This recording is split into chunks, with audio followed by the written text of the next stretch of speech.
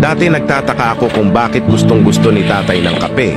Bago umalis patungong trabaho, magkakape. Pag-uwi galing trabaho, magkakape.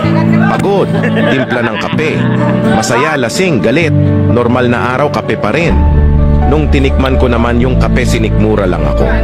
Pero nagbago ang tingin ko sa kape noong nagsimula na akong magpuyat sa mga pangarap para sa aking pamilya at sarili. Hindi pala yung kape ang nakaka-addict, yung pakiramdam pala. Hindi lang kasi siya basta likido na may matamis at mapait na lasa. Isa siyang pahinga. Bawat higop ng kape, oras mo yon para sa iyong sarili.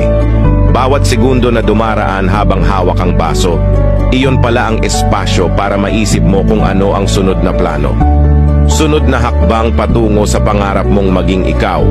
Habang tumatanda ako, mas nagugustuhan ko ang kape.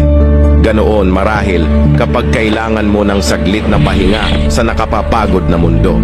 Tara, kape tayo!